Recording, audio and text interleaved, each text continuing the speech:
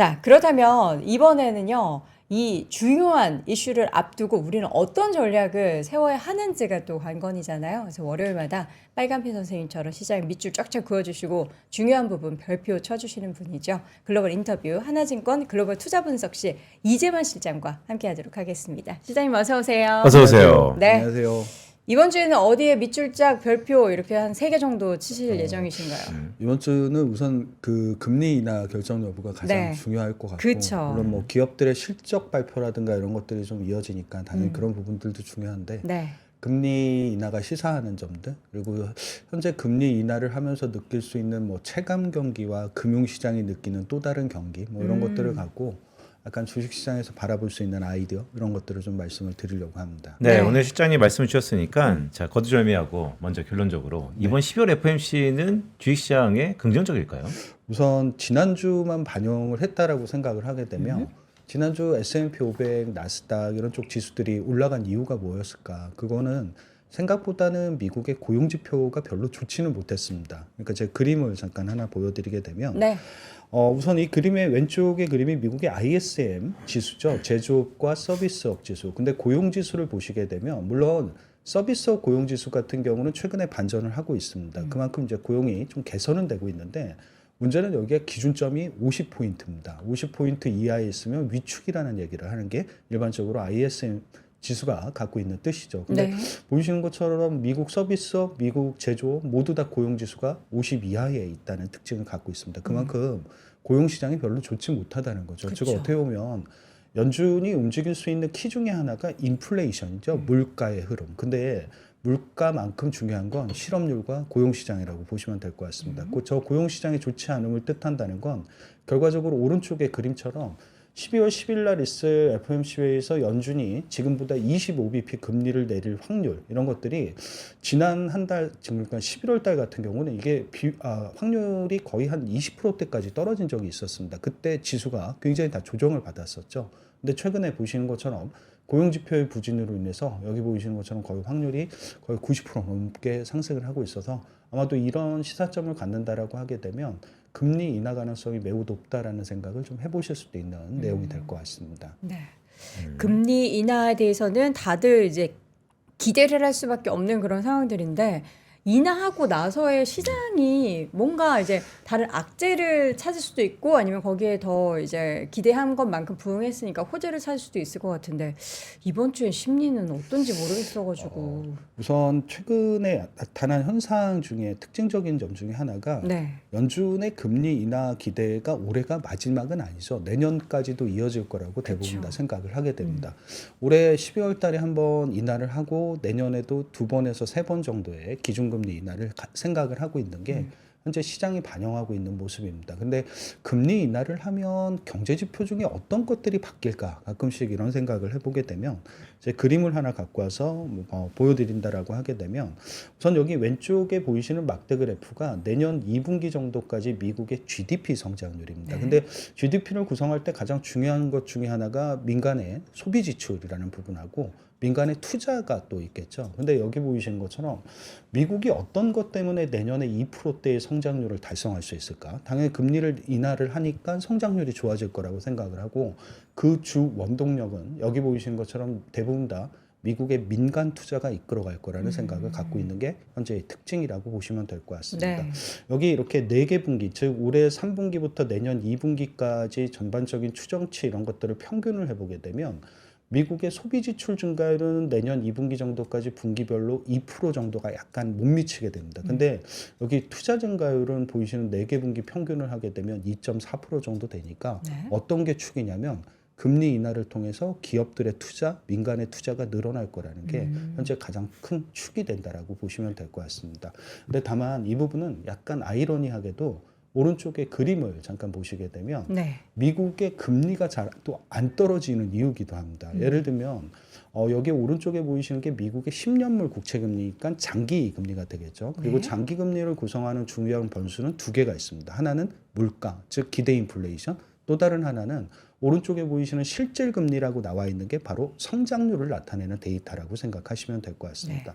최근에 미국의 10년물 국채금리가 그렇게 연준의 기준금리 인하의 기대에도 불구하고 한 4에서 4.1% 정도 사이로 움직이면서 안 떨어지는 이유는 보이시는 것처럼 물가 상승 압력이 다시 높아져서라기보다는 오히려 여기 보이시는 연한 회색선, 즉 흔히 얘기하는 실질금리라는 성장률 자체가 빠르게 반등을 하게 되면서 나타나는 현상이라고 보시면 될 것 같습니다. 즉 금융시장은 저 금리 인하에 대한 기대를 통해서 미국의 투자가 늘 거고 그래서 성장이 좋아질 거라는 생각을 하는 게 현재의 금융시장이 반영하고 있는 심리라고 보시면 될 것 같습니다. 그러면 이것이 우리 금융시장의 격언 중에 하나가 네. 골드락스, 네. 즉 인플레이션은 완만하게 네. 떨어지든지 아니면 안정적이고 성장이 좋다. 네. 그러면 더할 나위 없이 지금 좋은 상황인가요? 더할 나위 없이 좋은 상황은 금융지표를 보면 맞기는 합니다. 근데 이게 또 현실로 들어오면 굉장히 다른 측면을 반영을 하고 있는 거죠. 즉 기준금리를 인하해서 투자가 늘어서 흔히 얘기하는 경기가 좋아지고 성장률이 2%대를 유지하고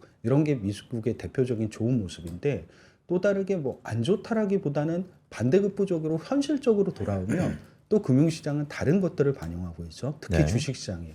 여기 아까 잠깐 얘기가 나왔던 걸로 알고 있는데 이게 보시는 것처럼 달러 제너럴이라든가 달러 트리와 같은 흔히 얘기하는 소용량 또는 저가 이런 제품들을 파는 유통기업들의 주가가 최근에 굉장히 좋은 것도 네. 사실입니다. 보이시는 달러 제너럴과 달러 트리가 거의 연초 이후에 대략적으로 여기 보이시는 것처럼 74에서 또는 63% 정도 주가가 급등했습니다. 네.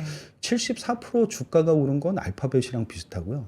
63% 주가가 오른 건 브로드컴이랑 비슷하죠. 그러니까 어떻게 보면 미국이 그렇게 IT가 좋고 모든 것들이 다 좋아지고 있고 경기도 괜찮아질 거라고 생각을 하지만 실제로 실물 쪽에서 받아들이는 주식시장의 또 다른 반대편의 급부는 글쎄 생각보다 고물가고 생각보다 저성장이다라는 생각을 많이 좀 반영을 하는 내용일 수도 있다라고 보실 수 있는 데이터도 되는 것 같습니다.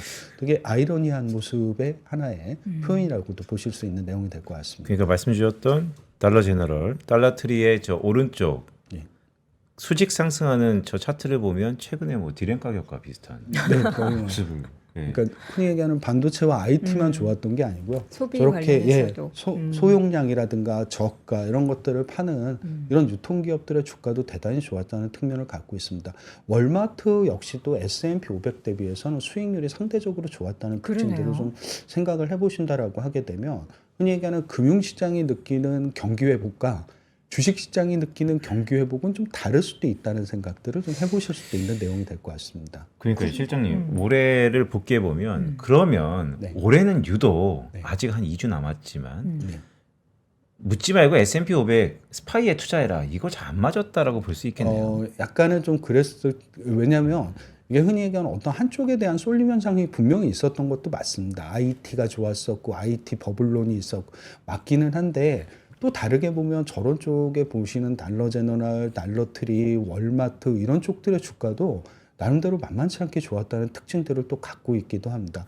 뭔가 또 한쪽으로 이렇게 쏠림 현상이 강했고 그래서 S&P 500 무조건 이런 형태의 흐름은 작년에는 그랬었던 것 같은데 올해는 좀 그랬던 모습이 좀 덜했던 부분들. 그래서 좀 분산되고 균열되고 약간 뭐 확산이라는 단어까지는 쓰긴 어려울 수는 있어도 네. 다른 측면들에 대한 관심도가 굉장히 높아졌다는 것도 미국 증시를 보는 또 다른 특징이 될 것 같습니다. 그러면 말씀이 나왔으니까 되게 중요한 포인트이기도 한데 올해는 그랬단 말이죠. 네. 근데 지난 3, 4년 동안의 미국 투자에서 좀 다른 행태인데 네. 그러니까 모든 것은 통일과 분열의 그 연장선상이라는 의미에서 내년에는 어떨까요, 그럼?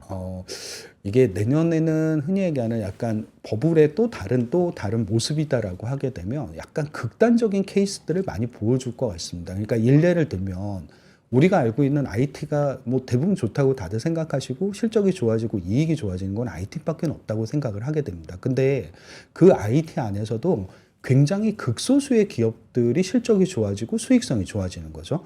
그리고 아까 보셨던 것처럼 약간 다른 측면에 대한 데이터들은 같은 IT 안에서도 이게 실적과 수익성에 의해서 되게 많이 차별화되는 그러니까 약간 양극화 형태에서 같은 업종 안에서도 이렇게 K자 형태의 모습들 네. 이런 모습들이 나타날 수 있다는 특징들을 갖고 있고 그리고 달러 제너럴이라든가 달러 트리가 보여준 것처럼 IT만큼 좋을 수 있는 다른 업종들도 있다는 거죠. 기본적으로. 그러니까 아, 예를 들면 네. 제약바이오도 IT를 쫓아올 수 있을 만큼의 실적 개선, 수익성 개선이 있는 측면들이고 여전히 뭐 유틸리티나 에너지 이런 쪽들도 사실상 기대감이 굉장히 높은 쪽들이기도 합니다. 한 번쯤 이런 것들이 좀 만들어낼 수 있는 업종 안에서도의 굉장히 그 양극화되는 모습들 이런 것들이 나타날 수 있는 가능성이 굉장히 높은 특징을 좀 갖고는 있다라고 보여지게 됩니다. 그러면 동훈 씨는 어떻게 들리세요? 저는 그러면 내년에도 스파이 투자보다는 네. 선별적인 종목이 좀 더 괜찮다라고 들리는데.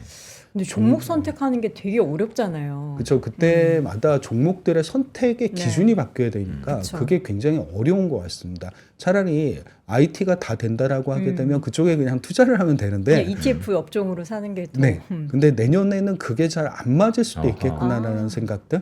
그러니까 물론 이제 좋은 종목들을 또 다시 ETF로 만들면 되긴 하고 다시 네. 꾸리면 되긴 하는데 참 그게 쉽지는 않을 것 같다는 생각. 같은 소프트웨어임에도 불구하고 좋은 소프트웨어와 나쁜 소프트웨어가 섞이면 그 ETF가 그쵸. 수익률이 뭐 별로 그냥 안 고만고만할 좋겠네요. 정도 그러네요. 라는 모습들의 특징을 갖게 되는 되게 거죠. 종목자를 골라야 중요한 되는구나. 중요한 멘트인 것 같아요. 내년에도 더 K자 네. 양극화 스파이 투자는 조금은 비교 여류에 있을 수 있다. 네. 그러니까 뭐 안 좋다라는 것보다는 상대적으로 우리가 기대하는 수익률이 업종에 투자했을 때나 시장에 투자했을 때보다 특정 종목에 투자했을 때가 훨씬 더 유리할 높을 수밖에 텐데 그 종목을 선택하는 게 진짜 어렵잖아요. 예, 아무래도 종목 선택에 대한 기준점 이런 것들이 굉장히 어려울 수밖에 없겠죠. 그러니까 예를 들면 지금도 그 기준이 조금씩 바뀌고 있다는 특징들을 네. 갖고 있는 것 같습니다. 아까 잠깐 설명을 드릴 때 왜 지금 같은 경우는 미국의 장기 금리가 굉장히 높은 수준이고 단기 금리, 즉 2년물 국채 금리 같은 경우는 금리 인하에 또 기대를 반영을 하게 됩니다. 그래서 우리가 경제 지표를 볼 때 왜 선행 지수라고 하죠. 그 장단기 금리 차, 미국의 10년물과 미국의 2년물 국채 금리의 차이. 잠깐 생각을 해보면 사실상 이거는 굉장히 빠른 속도로 올라가고 있는 게 현실적인 모습이기도 합니다. 잠깐 그림을 보여드리게 되면 여기 보이시는 것처럼 미국 진한 초록색 선, 즉 미국의 10년물 국채 금리와 2년물 국채 금리의 차이를 나타내는 장단기 금리 차는 2개월 연속 상승하고 있죠. 물론 이게 경기 선행 지표니까 향후에 미국의 경기가 좋아질 수 있다는 점에 시사점도 분명히 있을 거는 같습니다. 근데 문제는 미국의 또 다른 선행 지표 중에 하나가 ISM 제조업 지수가 또 있습니다. 네. 근데 이거는 반대로 2개월 연속 하락을 하고 있습니다. 그러니까 어떻게 보게 되면 약간 금융시장이 바라보는 경기율, 즉 여기 보이시는 장단기 금리차 또는 실제 체감 경기에서 나타나는 경기 이 부분에 격차와 괴리가 굉장히 빠르게 확대되는 거죠. 네. 또 다른 형태의 K자. 그러면 이런 국면에서는 어떤 주식이 좋을까? 이런 것도 한번 생각을 해보게 됩니다. 굉장히 저게 오래 가진 않는다 하더라도 이런 국면들이 ISM 제조업 지수가 반전을 하기 이전까지는 유효하게 되니까 이럴 때 종목 선정은 또 다른 의미를 갖게 됩니다. 예를 들면 우리가 매번 이렇게 종목들을 구분할 때 성장주, 가치주 이게 일반적인 구분의 형태이기도 합니다. 근데 네. 굉장히 이런 국면의 특징이 뭐냐면 여기 보이시는 막대 그래프가 S&P 500의 스타일별 수익률인데 우리가 잘 알고 있는 성장주하고 가치주가 여기 있고 그리고 고배당이 있고 여기 보이시는 하이 퀄러티라는 게 있습니다. 네. 즉 이게 뭐냐면 미국의 장단기 금리 차가 상승하는 국면에서 어떤 스타일의 지수 또는 기업들이 유리할까를 보시게 되면 하이 퀄러티가 굉장히 주가 수익률이 높습니다. 오히려 성장주보다도 주가 수익률이 더 높죠. 여기 보이시는 막대 그래프 대략적으로 연한상 수익률이 거의 11%에 가깝고 성장주가 한 8.5% 정도 되니까 굉장히 높은 수익률을 기록을 하는 게 저 하이 퀄러티 하이 주식들이기도 퀄리티가 뭐예요? 그게 되게 의미가 그냥 고퀄러티라고 하죠. 그러니까 네. 흔히 얘기하는 양질의 기업들. 근데 양질이라는 게 굉장히 판단의 기준 조건이 그러게요. 애매할 수밖에 뭐 없습니다. 실적의 성장률이 계속 있는 기업을 그쵸. 하이 퀄리티라고 하나요? 차라리 성장주라고 하게 되면 가장 이익 증가율이 높고 네. 가치주라고 하게 되면 이익 증가율은 높지 않대. 네. 그래도 어쨌거나 PER이라든가 PBR이 싼 주식 고배당이라고 하게 되면 일반적으로 배당 수익률이 그쵸. 높거나 근데 하이 퀄러티가 굉장히 정의하기가 어려운 거죠. 성장주이기도 하고 근데 가치주의 성격을 말씀하셨던 거 왠지 이게 딱 보니까 하이 퀄리티 그러면 성장과 가치를 합해 놓은 것 같은. 다 둘 맞습니다. 다 그러니까요. 해내는 기업? 네, 아, 맞아요. 그 어려운 걸 다 해내는 기업이 있어요? 그게 그 어려운 걸 이제 해내는 기업들을 네. 골라내는 게 지금의 좀 어떻게 하나의 방법일 수도 있다. 근데 그게 여러분 걱정 마세요. 이따가 아마 다 정리해 주실 거예요. 하이 퀄리티 기업. 네. 그래서 특히나 왜 아까 제가 음. 말씀드렸던 장단기 금리차가 상승을 하고 네. 미국의 ISM 제조업 지수가 떨어지고 그냥 흔히 어. 얘기하는 금융시장에서는 경기가 좋아질 거라고 느끼는 저런 장단기 금리차의 상승 그리고 최근 경기가 별로 좋지 못할 때 그럴 때는 정말로 하이 퀄러티 지수의 성과가 오. 여기 보이시는 연한선 수익률이 6.4%니까 뭐 성장주 대비뿐만 아니라 S&P 500 대비해서도 월등히 높은 수준을 갖고 있기는 합니다. 네. 약간 지금은 어떻게 보면 저런 하이 퀄러티 주식들을 선별하는 게 가장 흔히 얘기하는 좀 유리한 방법일 수도 있다. 물론 이게 계속 지속되지는 않을 수는 있겠습니다만 한 번쯤 이런 것들을 생각해 보실 수 있는 약간 시기가 되지 않을까라는 생각을 하게 됩니다. 그러면 그 우리가 알고 있는 성장주는 언제 좋아지는 거냐? 저 흔히 얘기하는 장단기 금리차도 근데 우리가 알고 있는 성장주가 좋아지려고 하게 되면 장단기 금리차의 상승뿐만 아니라 아까 말씀드린 ISM 제조업 지수의 상승이 동반이 돼야 됩니다. 다음 그림 제가 막대 그래프로 보여드리면 미국 장단기 금리차도 상승하고 ISM 제조업 지수도 동반 상승할 때, 그러니까 우리가 알고 있는 금융시장에서 느끼는 경기도 좋고 체감 경기도 좋아질 때, 네. 이럴 때는 정말로 성장주의 성과가 진짜 좋기는 합니다. 연한선 수익률이 거의 17%니까 S&P 500 대비해서도 상대적으로 크게 높은 수준을 기록하고 있다는 특징을 네. 갖고는 있는 것 같습니다. 근데 대신 이거에 대한 시사점은 ISM 제조업 지수는 매월 초에 발표가 되게 됩니다. 지금은 떨어진 걸 확인했죠. 다음 달 1월 달에는 이게 반전할 수 있느냐가 가장 키가 될 것 같습니다. 반전을 한다라고 하게 되면 다시 성장주에 대한 확산 이런 것들이 나타날 수 있는데 그 전까지는 아무래도 하이 퀄러티 주식들이 좀 유리할 수밖에 없지 않을까라는 생각을 갖게 되는 부분이 좀 있는 것 같습니다. 진짜 하이 퀄리티라는 것에 있어서는 우리가 정의하기 어렵기 때문에 그럼 그런 기업들의 특징을 좀 자세하게 좀 설명을 해주실 예정인데 몇 가지 특징이 있을까요? 이게 굉장히 다양한 특징들을 갖고 있습니다. 그리고 여기 제가 갖고 온 지표 말고도 굉장히 다양한 지표들을 갖고 평가를 해야 되는데 네. 조금 쉽게 그냥 이렇게 접근을 하는 좋습니다. 방법론에 대해서 한 3가지 정도 네. 하이 퀄러티의 기업들이 갖고 있는 공통점을 잠깐 설명을 드리면 여기 보이시는 약간 이게 개념이 운전자본이라는 개념이 있습니다. 운전자본. 네, 저게 뭐냐면 그냥 쉽게 얘기를 하면 기업들의 대차대조표 안에 보시게 되면 유동자산과 유동부채가 있습니다. 근데 그게 무슨 의미일까? 근데 이게 대부분 다 1년 안에 전환될 수 있는 자산, 1년 안에 갚아야 되는 부채 이런 것들을 유동자산, 유동부채라고 하게 되죠. 그래서 이거는 기업이 흔히 얘기하는 그 해당 기업을 운용할 때 들어가는 최소 자금이라고 생각하시면 됩니다. 저 최소 자금의 증가율과 매출 증가율을 비교를 하셔야 되겠죠. 만약에 일반적으로 기업들이 내가 기업을 운영할 때 들어가는 최소 자금의 증가율은 아래쪽으로 감소했는데 매출이 늘어나게 되면 그 기업은 되게 효율적인 거죠. 돈 적게 들이고 돈 많이 버는 기업. 형태. 네. 이게 가장 중요한 첫 번째의 그 흔히 얘기하는 하이 퀄러티의 그쵸. 기본이 되게 됩니다.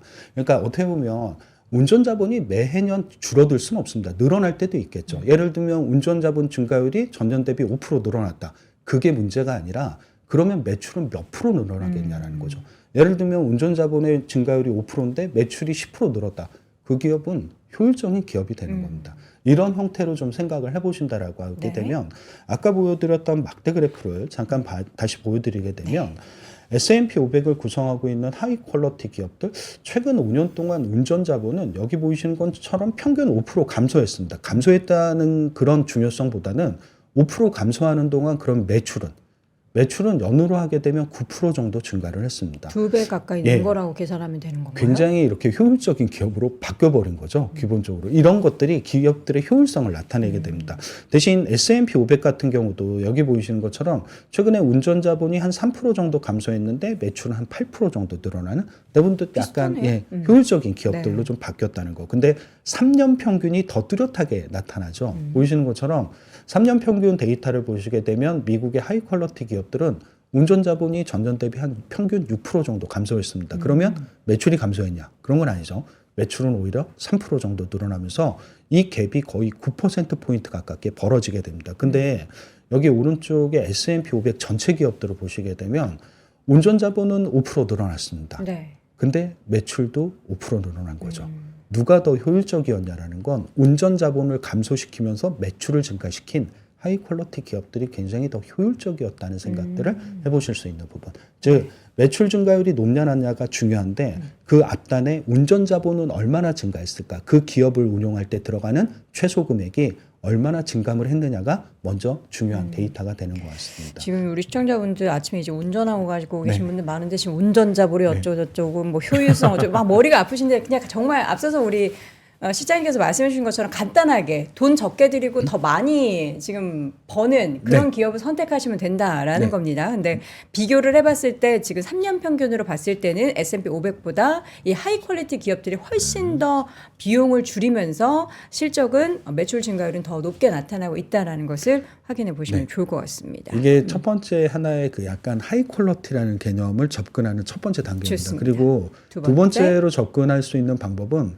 매출 증가율보다 뭐가 더 높아야 될까를 좀 생각을 해보시면 됩니다. 이건 되게 단순한 문제죠. 네. 매출 증가율보다는 그 중간에 있는 영업이익 증가율이 더 높아야 됩니다. 영업이익. 예, 그렇죠. 그리고 영업이익 증가율보다는 순이익 증가율이 더 높아야 순이익? 됩니다. 네. 이게 이렇게 순서대로 서 있기가 굉장히 어렵기도 합니다. 기본적으로. 이게 보통 예. 정별 되지는 않는군요. 예, 그렇죠. 그래서 정별의 역할론도 되게 중요한 것 같습니다. 이게 왜냐하면 매출 증가율이 10%인데 물론 뭐 많은 기업들이 그렇지 않을 수 네. 있어도 영업이익 증가율이 7, 8%밖에 안 나오면 이 기업은 원가가 너무 많이 들어간다는 거죠. 가격 전가력도 낮기도 하고 네. 흔히 얘기하는 어떻게 보게 되면 수익성이 굉장히 낮은 기업들 이런 기업들은 평가받기가 좀 쉽지가 않습니다. 네. 왜냐하면 우리가 생각하는 일반적인 멀티플의 대표적인 예가 PER이라는 밸류에이션이 있는데 네. 이 PER이라는 밸류에이션은 영업이익률하고 거의 비슷하게 움직인다는 특성을 갖게 된다는 특징도 있습니다. 여기 보이시는 하이 퀄리티, 미국의 하이 퀄리티 기업들은 기본적으로 영업이익률이 20%대는 됩니다. 보이시는 S&P 500이 낮지는 않죠. 한 18%에서 19% 정도 되니까. 근데 그거보다도 더 높은 수준을 유지하는 게 일반적이기도 합니다. 한국 기업들의 영업이익률이 최근에 한 11% 정도까지 올라왔다라고 해서 굉장히 사상 최고 정도 수준을 유지하고 있는데 그거보다도 하이 퀄리티 기업들은 거의 2배 가까이 높은 수준을 미국에선 유지하고 있다 정도로 비교를 하시게 되면 하이 퀄리티의 또 다른 특징은 매출 증가율도 있어야 되지만 매출 증가율보다 더 높은 영업이익 증가율, 순이익 증가율들을 갖고 있는 가격 전가력이 굉장히 높고 수익성이 높은 기업이다라는 특징을 생각을 하시면 될 것 같습니다. 그러니까 말씀드렸던 첫 번째 효율성 특징, 근데 두 번째 수익성이 높다라는 것을 첫 번째와 두 번째 특징만 감안하면 규모가 좀 작은 기업들인가? 왜냐하면 좀 가벼워야 되나라는 생각이 좀 들기도 하는데. 그럴 수도 있습니다. 그러나 꼭 규모가 작은 기업들, 소형주들만 있는 건 아닙니다. 대형주들도 굉장히 저런 측면에서 보게 되면 선별이 될 수 있는 기업들이 있는 거죠. 그리고 결정적으로 여기에 두 번째 변수에 또 다르게 밑에 단으로 들어가게 되면 네. 예를 들면 매출이 일어났으면 현금으로 이걸 이렇게 회수를 해야 되겠죠. 그걸 보시는 게 흔히 얘기하는 잉여현금 흐름의 비율이라는 데이터이기도 합니다. 네. 매출액 대비 잉여현금의 비율이 어느 정도 될 것이냐.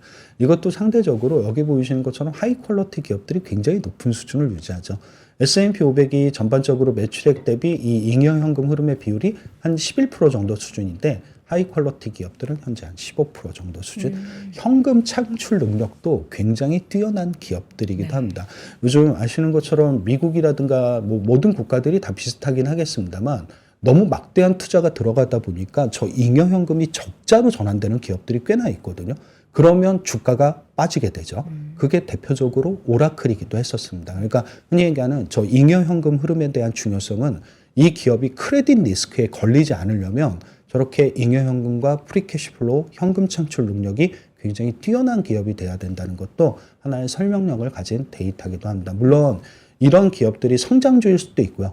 가치주일 수도 있습니다. 그래서 양쪽에 발을 걸치고 있다는 게 또 다른 하이 퀄리티의 특징이라고 보시면 될 것 같습니다. 자, 그래서 말씀 주신 걸 쭉 보니까 점점 궁금증이 있는데, 자, 그래서 어떤 기업이 기업에 투자해야 뭡니까? 되냐. 네. 여기 제가 이제 이런 기업들을 선별해서 갖고 왔습니다. 네. 그러니까 예를 들면 S&P 500에서 최근에 운전자본 증가율 이런 것들보다 매출 증가율이 높은 기업이 누구냐 이런 것들이 첫 번째 변수가 되겠죠.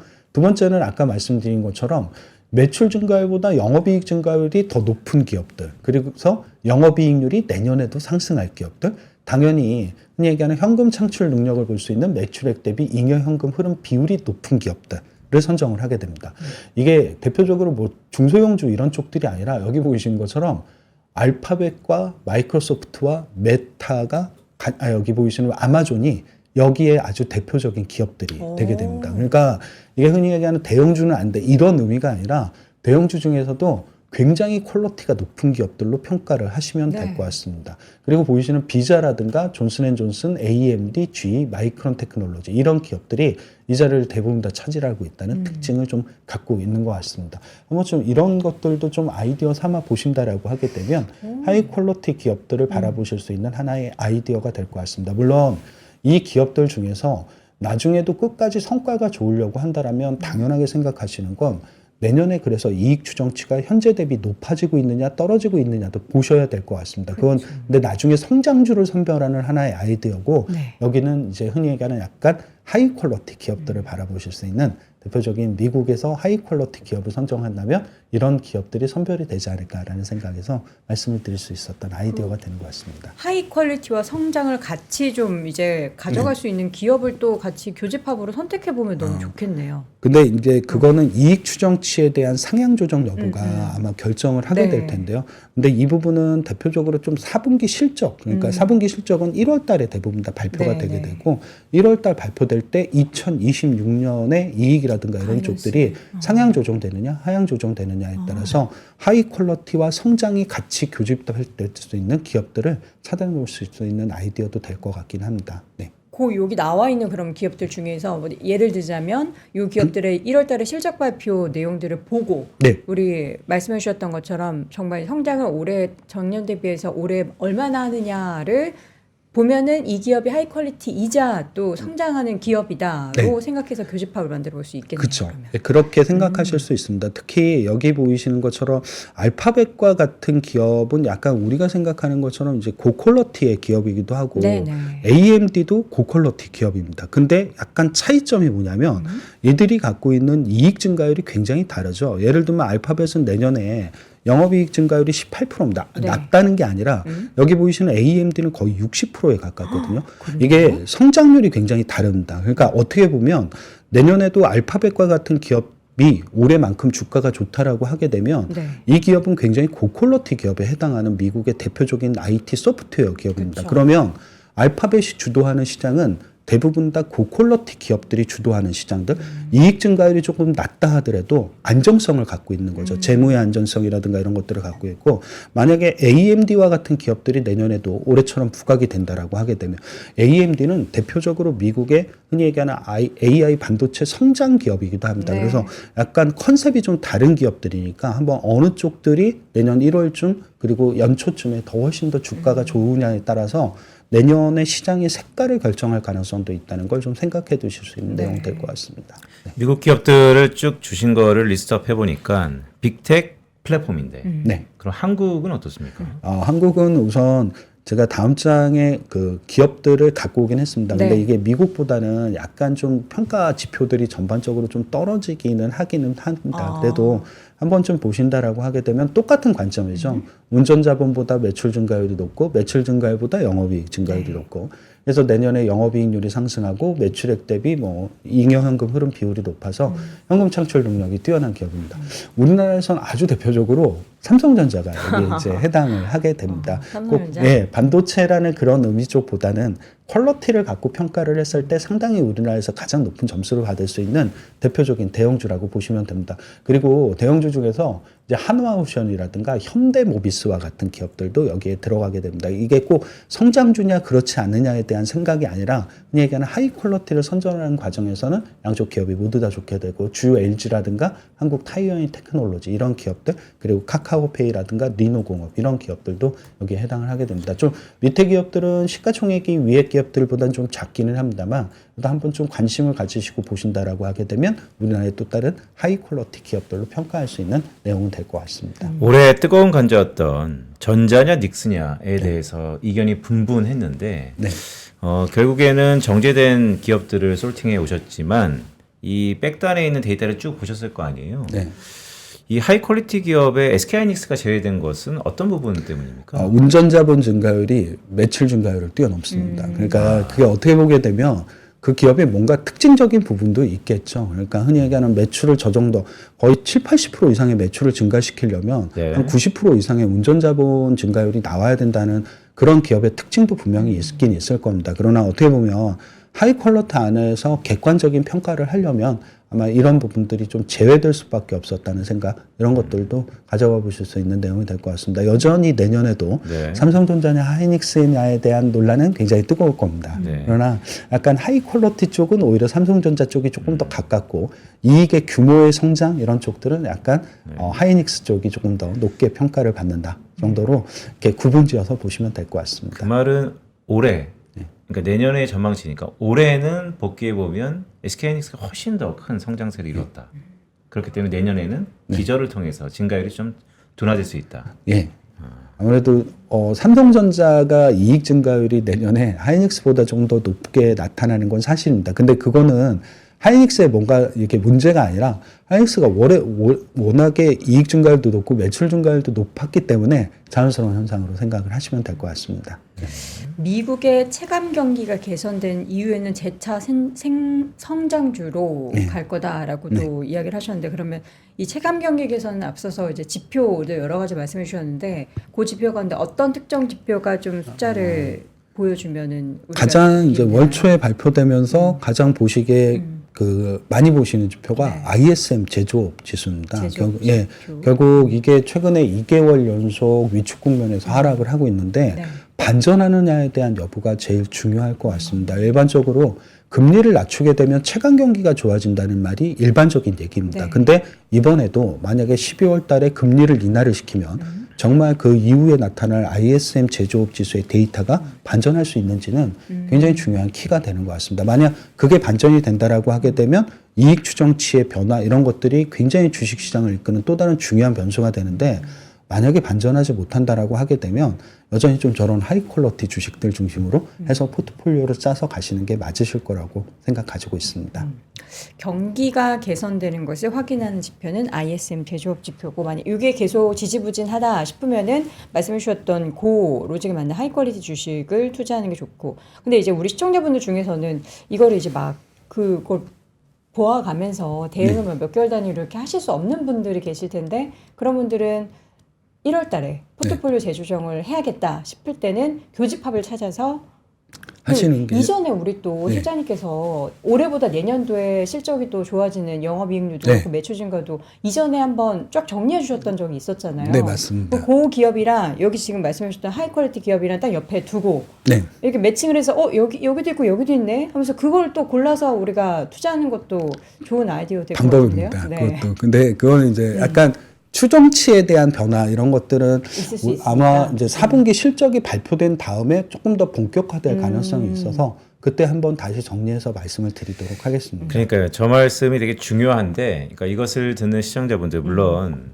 오랜 투자를 하신 분도 있겠지만 네. 최근에 생소하게 경험이 조금 짧으신 분들은 이거 다 나왔네, 이렇게 투자하면 되겠네라고 할 수 있겠지만 아까 이재만 실장이 말씀하셨던 것처럼 이게 추정치에 기반하는 거니까 추정치는 실적 발표 이후에 크게 바뀌잖아요. 네, 일반적으로 바뀔 때들도 많이 있긴 네, 있습니다. 네. 물론 대형주가 추정치 변화의 중심에 설 때도 있는데 중소형주들이 조금 더 변동성이 좀 클 수밖에 없겠죠. 당연하겠지만. 네.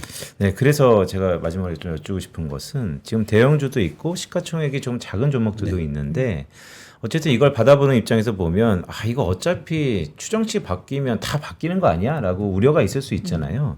그런데 경험상 어떠세요? 최근에 아까 말씀 잘 주셨지만 대형주와 중소형주를 봤을 때 보통 중소형주가 많이 바뀐다라고 생각할 수 있겠지만 최근의 흐름, 연말 연초는 대형주일까요? 아니면 중소형주일까요? 어디가 더 많이 바뀔까요? 이익 추정치가 더 연말 연초에 많이 바뀌는 건 대형주들이 더 많이 바뀌게 됩니다. 그리고 나서 그 대형주 밸류체인 안에 있는 중소형주들이 좀 바뀐다는 특징을 갖고는 있습니다. 여기 보시면 최근에 미국의 기업들의 그 흔히 얘기하는 포트폴리오 변화를 보시게 되면 예전에는 항상 붙박이로 있었던 게 엔비디아와 네. 브로드컴 이런 기업들이었죠. 근데 이제 잘 안 나타나기 시작을 하게 네. 됩니다. 그러니까 빠질 수 있으면 그들도 이제 빼는 거죠. 라고 생각을 하시면 되고 오히려 자꾸 그런 자리를 대체해서 들어가는 게 여기 보이시는 것처럼 약간 미국의 소프트웨어 기업들이 그 자리를 대체해서 들어가기 시작을 하게 됩니다. 오히려 아마 이런 부분들의 변화가 좀 있겠죠. 그러니까 반도체와 하드웨어의 시장이 아닌 어떻게 보면 약간 소프트웨어의 시장으로에 대한 변화 이런 것들이 올해도 분명히 있었습니다만 내년에도 그 시그널은 훨씬 더 뚜렷해질 가능성이 있다. 즉 IT 안에서 K자의 그 위쪽에 가장 서 있을 수 있는 기업들은 약간 미국의 IT 중에서는 소프트웨어 기업들이 될 가능성이 높다는 것도 하나 정도 말씀을 드릴 수 있는 트렌드한 변화라고 보시면 될 것 같습니다. 그러니까요. 그러니까 연간 전망을 낸 지가 이제 한 달 정도 됐죠, 시장님이. 그때부터 계속 내년도 미국은 말랑말랑한 소프트웨어 종목들이 네. 주요할 거다라는 말씀을 계속 주시고 있는데 그런 연장선상에서 소프트웨어 기업들. 지금 소프트웨어 기업 하면 우리가 대표적으로 많이 투자했던 기업 미국의 이제 알파벳이었잖아요.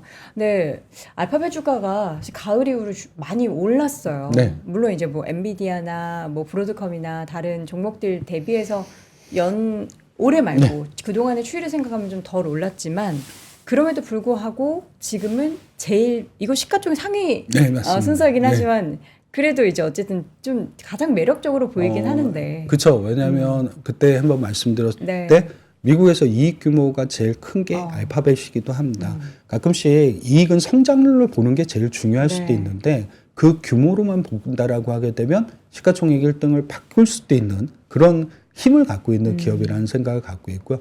마이크로소프트라든가 아마존 같은 경우는 상대적으로 PER이 좀 낮은 수준이기도 합니다. 올해 못 올라서 그랬죠. 올해 못 올라서 그렇긴 했는데 한번 좀 이런 것들을 생각하면 내년에 좀 반전 기회도 충분히 좀 있지 않겠냐라는 생각은 가질 수 있는 내용이 될 것 같습니다. 지금 항상 저희가 미국 기업을 솔팅해서 보여드렸을 때 말씀해 주신 것처럼 뭐 엔비디아는 항상 어디에나 다 들어가 있었는데 여기 보면 엔비디아가 아쉽게도 뭐 안 좋다라는 건 아니고 이제 상대적으로 뭔가 요 매력도에 있어서는 하이 퀄리티 그 기준에서는 조금 배제가 됐는데 지금 다들 알파벳도 그렇고 마이크로소프트도 그렇고 아마존도 그렇고 다 소프트웨어를 기반으로 한 탄탄한 기업들이라는 점을 봤을 때 전 최근에 아마존이 또 약간 AI 쪽에서 움직이는 것들이 꽤 눈에 보이고 있고 드디어 마이크로소프트도 가만히 있으면 안 되잖아요. 네. 지금 이렇게 조용한데 그리고 뭐 구글도 물론 이미 올라갔긴 했지만 그러니까 덜 올랐었던 시장에서 상대적으로 소외가 됐었던 소프트웨어 기업 쪽으로의 숫자를 여러분들이 한 번쯤은 확인해 보시는 그 태도가 좀 필요할 것 같습니다.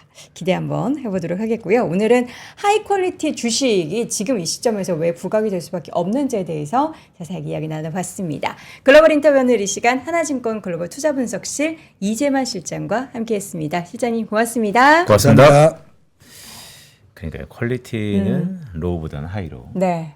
하이 퀄리티가 좋죠. 저희도 이제 월스트리트 모닝 브리핑 하이 퀄리티를 위해서 여러분들께 늘 최선을 다하고 있는데 오늘 3프로 앱에서 오디오 송출이 약간 또 안 좋았다라는 점 여러분께 다시 한번 사죄 말씀드리고요. 내일은 조금 더 고품격 하이 퀄리티 양질의 방송으로 찾아뵙도록 하겠습니다. 자, 위즈덤 컬리지 2016 이번 주 수요일이 얼리버드 마지막 날이거든요. 그러니까 수요일 자정이 딱 지나면 지금 최대 할인 혜택 61%를 만나보실 수 없고요. 가격이 조금씩 올라가요. 저희가 항상 그랬던 것처럼 처음에 저희를 이제 함께 해주실 분들께는 가장 많은 혜택을 드리기 위해서 가격 조정을 조금 하는데 가장 저렴한 가격에 좋은 하이 퀄리티 컨텐츠를 만나보실 수가 있습니다. 수요일 지나면은 가격도 올라가지만 이게 정말 저희가 모시기 어려운 연사진들과 함께하는 2016 스타트 2016을 오프라인을 통해서 강연을 참석하실 수 있는 기회도 아쉽지만 사라집니다. 이번 주 토요일이죠. 우리 네. 또 빈사님께서 또 엄청난 걸 준비하고 계신다고. 네, 장기자랑 한번 해보겠습니다. 장기자랑이요? 자, 이번 주 토요일에 저희가 또 하나증권 큰 홀에서 김승호 회장님을 모시고 또 여러분들께 실질적으로 직접 뭐 그냥 일방적인 강연만 듣는 게 아니라 질의응답을 할 수 있는 그런 시간도 마련하고 있으니까요. 이건 또 위즈덤 컬리지 2016과 함께 하시면 저희가 무료로 초대해 드리는데 이게 선착순이기 때문에 좌석이 또 한정적이라서 빨리 이걸 함께 하시고 싶으시다 하시면은 지금 바로 확인해 보시면 좋을 것 같습니다. 그뿐만 아니라 송기령 작가, 정의원 소장, 윤지원 대표, 안효환 원장님과 함께하는 2016 위크 2 요 강연도 지금 거의 좌석이 꽉 찬 상태라고 하니까요. 함께 해주시면 좋을 것 같고요. 최저가 단 한 번의 결제로 여러분들께서 평생 소장하실 수 있는 컨텐츠 함께 하실 수 있고 또 추가적으로 저희가 30만 원 상당의 혜택도 플러스로 제공해 드리기 때문에 이번 기회를 놓치지 않으셨으면 주셨으면 좋겠다라는 말씀 근데 드리도록 사실 하겠습니다. 이런 거 재구매 락인된 사람들에게 할인 많아요. 혜택을 줘야죠. 아 그래요? 그러니까 이제 이번에 평생 무료가 아니고 이번에 했으면 2027년도는 네. 좀 더 싸게 해주고 어. 이런 마케팅을 해야지. 그거는 이제 저희가 아직 협의된 부분은 아닌데 우리 빈센님의 의견을 받아서 저희가 이제 담당 부서장과 함께 심도 있는 밀도 있는 대화를 한번 나눠보도록 하겠습니다. 그거 적극 좋네요. 반영 부탁드립니다. 알겠습니다. 우리 또 빈센님이 뭐 하나 주면은 되게 크게 주시거든요. 요 반영해서 내년도 위즈덤 컬리지에 대한 혜택도 더 추가적으로 한번 마련을 해보도록 하겠습니다. 자세한 사항은 영상 하단 링크 참조해 주시고요. 저희는 내일 오전 6시에 다시 돌아오겠습니다. 여러분 고맙습니다. 고맙습니다. 2026년 준비되셨나요? 새해에는 투자 수익도 삶의 방향도 180도 바꾸고 싶다면 지금이 바로 그 순간입니다. 스타트 2026 위크 1 12월 13일 토요일 최장기 베스트셀러 돈의 속성의 저자이자 스노우폭스 창립자인 김승호 회장이 단 하나의 질문을 던집니다. 어떻게 투자할 것인가? 그리고 그 자리에서 당신의 생각을 뒤흔드는 실전 Q&A가 시작됩니다. 위크 2 12월 21일 일요일 저속노화의 정희원 소장 그리고 3프로TV 구독자가 사랑한 투자 전문가 윤지호 대표와 안유화 원장 여기에 데이터로 세상을 읽는 송기령 작가까지 인생 건강 투자 그리고 한국 사회 2026년을 관통할 모든 이야기가 단 하루에 압축됩니다.